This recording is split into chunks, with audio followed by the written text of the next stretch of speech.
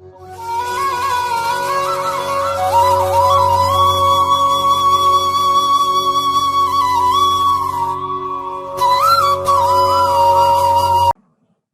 windings A and B are energized alternately.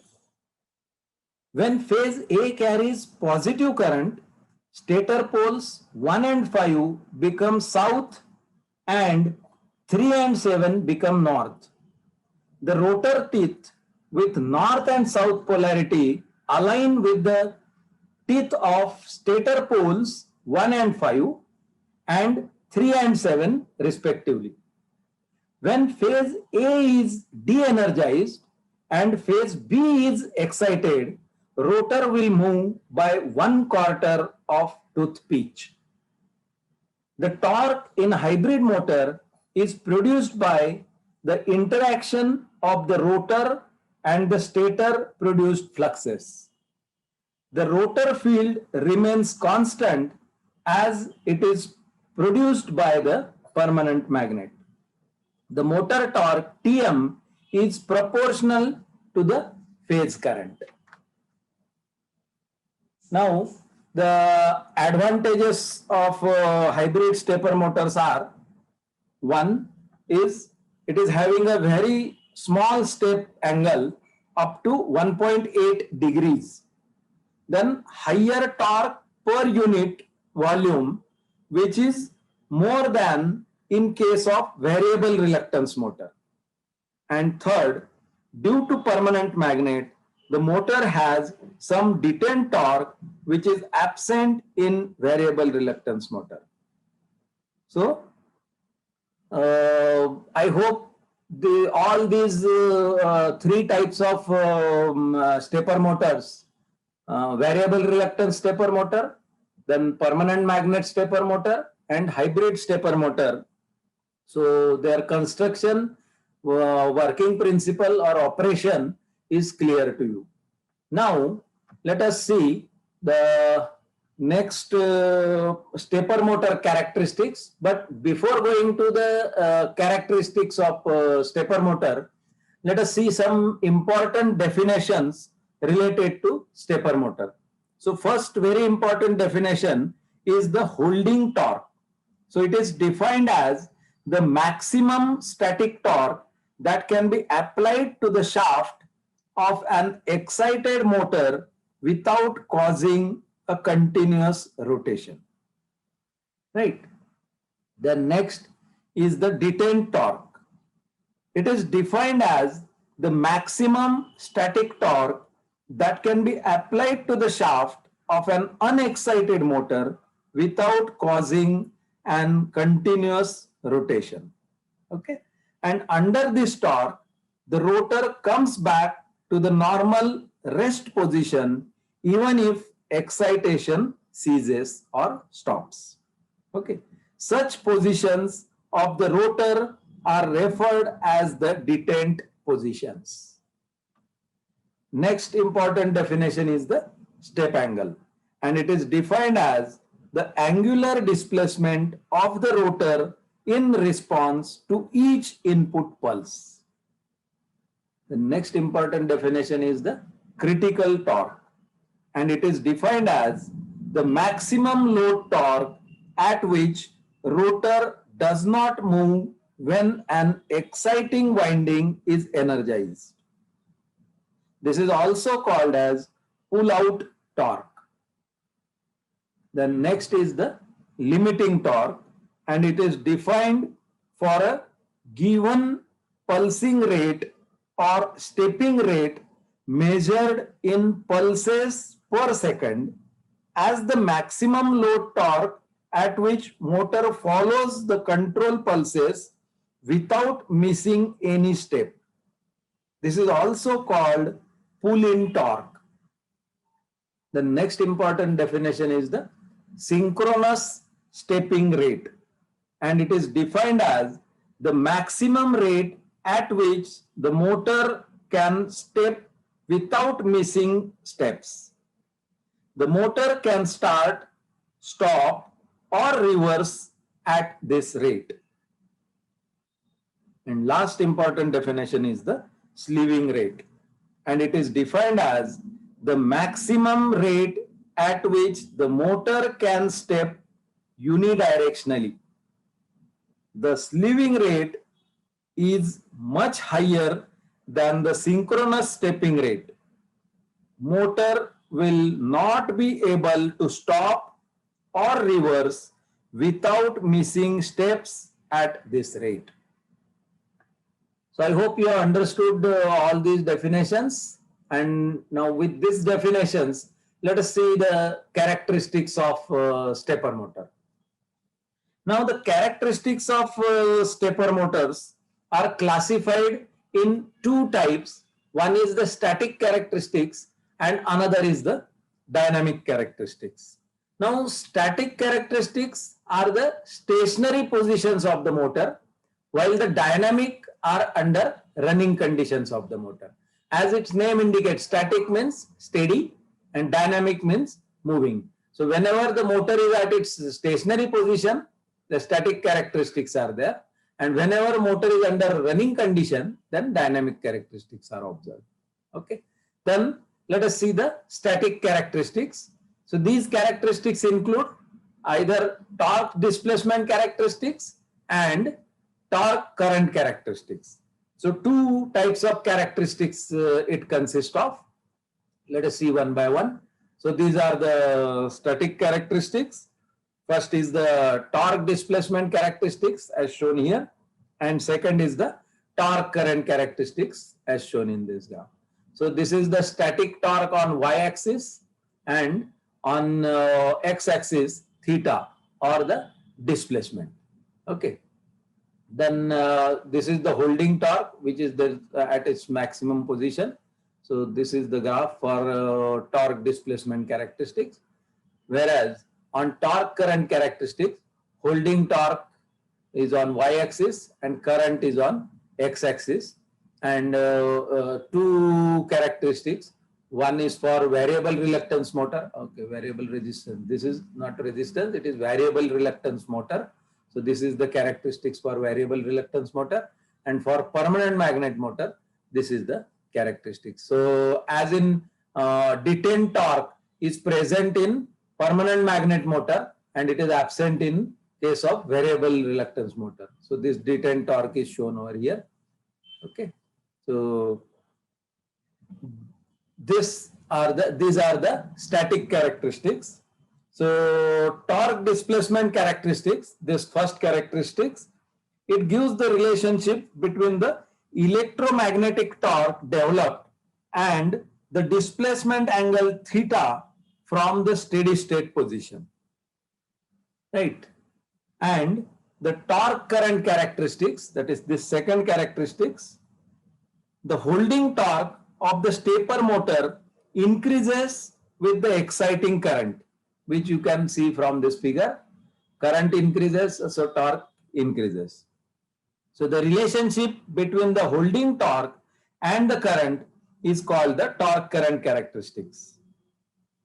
Now the dynamic characteristics. So if static characteristics is asked, means characteristics, you have to write static characteristics. In these two characteristics you have to draw. And for dynamic characteristics, this characteristics is very important, which is plotted against load torque TL versus the stepping rate F. And it is having two curves. One is this curve 1 and this is another curve 2. So these are the two curves, 1 and 2. Then within these two curves, the portion lies which is hatched. And now let us see, this is the TL dash at a particular torque, load torque. This is the stepping rate, frequency is F1 and this is F2. Now let us see the definition. This is the maximum starting frequency A, and at point B it is the maximum slewing frequency. Then this is the slew range, which is hashed, and start range is this. So before this, or on the left side of this first curve, is the start range. So this entire is the start range, whereas the slew range is between this curve number 1 and 2. So between this area is the, which is the hash portion, is the slew range. Okay, so you have to draw these characteristics and explain it like this. So the stepping rate selection is very important in proper controlling of the stepper motor.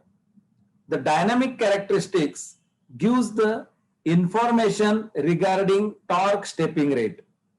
These are also called torque stepping rate curves of the stepper motor. Now, when the stepping rate increases, then the rotor gets less time to drive the load from one position to other. If stepping rate is increased beyond a certain limit, rotor cannot follow the command and starts missing the pulses. Now, if the values of the load torque and the stepping rate are such that point of operation lies to the left of curve 1, then the motor can start and synchronize without missing a pulse. For example, this is shown for a load torque of TL dash, the stepping rate selection should be less than that of F1 so that the motor can start and synchronize without missing a step. But the interesting thing is that once the motor has started and synchronized, then the stepping rate can be further increased up to F2 in this example. Okay. Such increasing stepping rate from F1 to F2 is without a missing step, without missing a step, and without missing the synchronization. But beyond F2, if stepping rate is increased, motor will lose its synchronism. So point A indicates, this point A indicates the maximum starting stepping rate or maximum starting frequency. It is defined as the maximum stepping rate without maximum stepping rate with which unloaded motor can start or stop without losing a single step.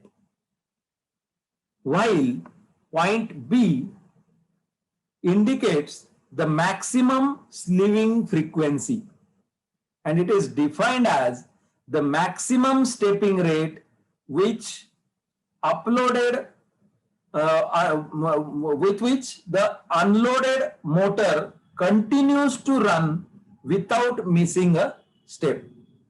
So thus the area between curves 1 and 2 shows the hashed portion, indicates the slew range. So for various torque values, the range of stepping rate which the motor can follow without missing a step, provided that the motor is started and synchronized. This area of operation of the stepper motor is called as the slew range. And the motor is said to be operating in slewing mode. Now it is very important to remember that in a slew range, the stepper motor cannot be started, stopped, or reversed without losing steps. Thus, slew range is important for speed control applications. In position control, to get the exact position, the motor may be required to be stopped or reversed. But it is not possible in a slew range. Hence, slew range is not useful for position control applications. To achieve the operation of motor in the slew range, motor must be accelerated carefully using lower pulse rate. Similarly, to stop or reverse the motor without losing acceleration and deceleration of the stepper motor without losing any step is called ramping. So I hope you understood both the characteristics, static and dynamic characteristics of the stepper motor. Now let us see what are the driver or control circuits for stepper motors. So the stepper motors are normally operated on the DC supply, and the phase windings are excited by the sequence of pulses, and these pulses are obtained by the driver circuits using thyristors and transistors. The signal obtained from the controller like microprocessor or any processor is amplified before giving to such driver circuits. There are two types of driver circuits used for stepper motor control, and they are unipolar drive and bipolar drive circuit. So let us see one by one. So this is the first unipolar drive circuit, and this is the diagram. As its name indicates, only one polarity will be there. So this is the DC supply voltage, and this is the phase 1 winding, and this is phase 2 winding. So with this winding, resistance, series resistance is connected and a switch is connected, so that whenever this switch SW1 is on, then current will flow from this positive of battery through this phase winding, through this switch back to negative of battery. And whenever this switch SW1 is off, then during that time, whenever this switch was on, then the energy will be stored across this winding with this polarity, this terminal as positive. And as the current, as soon as you are opening this switch SW1, then due to the property of inductance, the energy stored across this inductor will reverse its polarity, and that suddenly the rate of change of current will be stopped. That means that will become zero. But as per the property of inductor, it will oppose this and it will try to provide the self current. And for providing the self current, it will reverse the polarity. So this terminal, which was initially positive, that will become negative, and this terminal will become positive. And then this inductor will try to provide the self current, and that path will be given by this diode DF and RF, which is the feedback diode, which is used to release the energy which is stored across this particular phase winding whenever this switch is off. Now, whenever this SW2 is made on, then current will flow from this positive of battery through this particular phase 2 winding, through this switch 2, and back to this. While flowing the current, again energy will be stored across inductor with this terminal as positive. Now, as soon as this switch is removed or this switch is turned off, then as per the property of inductor, sudden changes in current it will oppose, and that's why it will try to provide the self current, and for that it reverses its polarity so that this terminal will become positive, which will make this diode freewheeling diode forward bias, and current will flow by this path DF RF and do this phase. So this is the feedback diode and feedback resistance provided to release the energy which is stored across this phase or this coil. So I hope you understood this operation of unipolar, in which only one polarity is possible. Okay, so I'll revise it once. So in variable reluctance motor, we have seen that the torque is proportional to the square of the current. So hence the polarity of the current is not important. Hence, unipolar circuit is sufficient for variable reluctance motors. So this type of circuits, they are sufficient for variable reluctance motor, because we have seen that the torque is directly proportional to I square, and that's why its direction reversal is irrespective of the polarity or direction of the current. So it consists of a transistor in series with the winding. So this switches SW1, SW2, these are nothing but the transistors. You can show, instead of SW1, SW2 as switches, you can show it as a transistors, which is, I have shown it in the next figure for bipolar.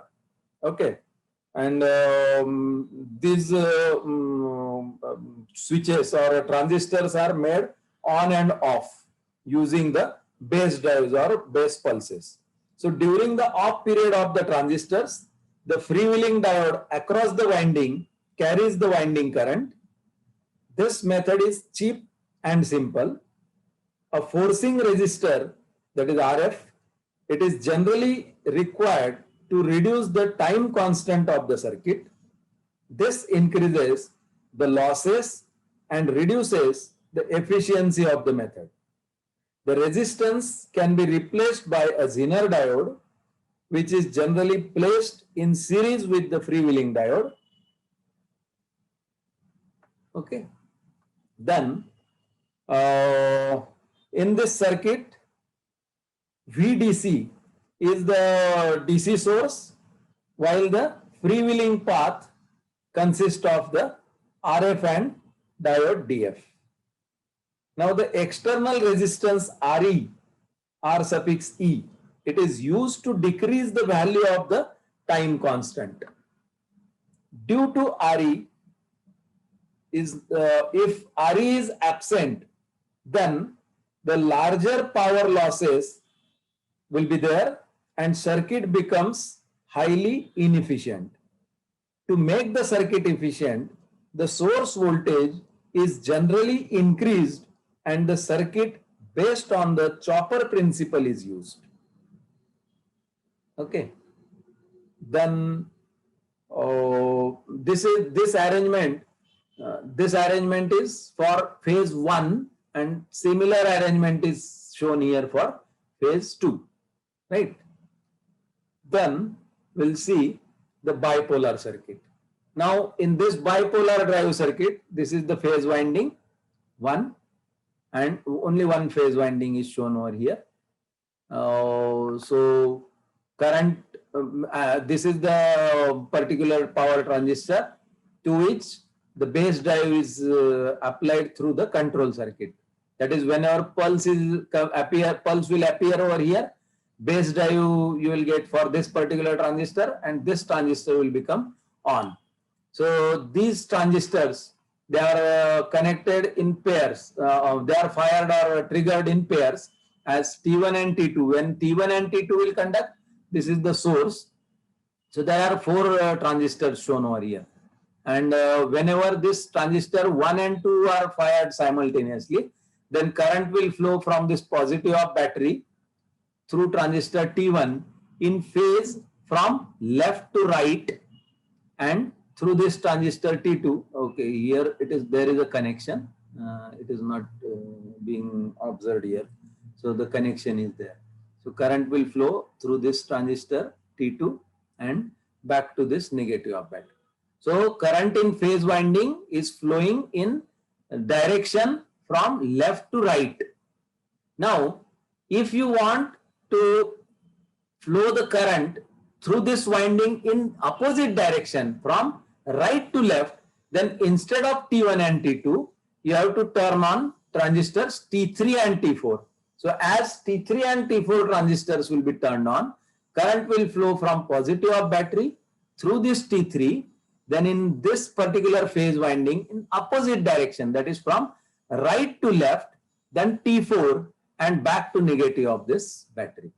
So that's why the name as bipolar. So both the polarities you can observe. So it is shown, both the paths are shown over here. So from the direction of current from left to right, transistors T1 and T2 are conducting. So the current path will be this. And whenever transistors T3 and T4 are conducting, then current will flow from right to left, that is in the coil, the current direction can be reversed. That's why it is a bipolar drive, whereas in previous unipolar, the current direction was only one, that is from top to bottom, only from top to bottom. But current you cannot reverse from bottom to top. So that's why this is unipolar drive and this is the bipolar drive. So current reversal is possible in bipolar drive. Okay. So for permanent magnet and hybrid motors, the torque depends on the polarity of the winding current. Hence, bipolar circuits are used for such motors, whereas unipolar circuits, they are sufficient for the variable reluctance motor. Okay. So one phase of this transistor-based bipolar drive circuit is suitable for permanent magnet and hybrid stepper motors, which is shown here. One phase is shown. Now the transistors are switched in pairs according to the current polarity requirement. If you want to pass the current from left to right, you switch on transistor T1 and T2. If you want to pass this current from right to left, so that switch on transistors T3 and T4. Okay. So that you can say for positive excitation of phase winding, transistors T1 and T2 are turned on so that the current path will be from left to right, and for opposite direction, the transistors T3 and T4 conduct so that the current path will be from right to left. And the diodes are used. So these diodes, they are having the same function. So whenever transistors say T1 and T2 are conducting, then this point will become positive. As soon as this particular pair T1 and T2 is turned off, then the rate of change of current passing through this particular inductor will try to become suddenly zero, which will be opposed by this inductor, and due to the according to the property of inductor, it will try to provide the self current. And for providing the self current, what it will do? It will reverse the polarity and this terminal will become positive, and the diodes D3 and D4, they will be turned on and the energy will be fed back to the supply by this path. So this is for one, and for another case, diodes D1 and D2 will be supplying the energy back to the supply. So diodes D1 and D2 and D3 and D4 in pair, they will act as a freewheeling diodes, and the energy stored across this phase winding will be freewheeling. Okay. So I hope you understood this. And the external resistance RE is used to reduce the time constant, same as that of previous. This makes the circuit inefficient, but it is much more efficient than the efficient unipolar drive circuit. Okay. So I hope you understood this drive circuits also. And the last topic of this stepper motors is the applications of stepper motor. So due to the digital circuit compatibility of the stepper motors, these are in small size and they are compatible with the digital circuits. That's why they are widely used in computer peripherals such as serial printers, then linear stepper motors to printers, then tape drives, floppy disk drives, memory access mechanisms in your hard disk, etc. Then the stepper motors are also used in serial printers, in typewriters or word processor systems, numerical control of machine tools, robotic control systems, number of process control systems, actuators, then spacecrafts, watches, etc. XY recorders and plotters is another field in which stepper motors are preferred. Then while using the stepper motor in various applications, it can be used in two different modes called as open loop mode and the closed loop mode. So let us see one by one in detail. So let us first see the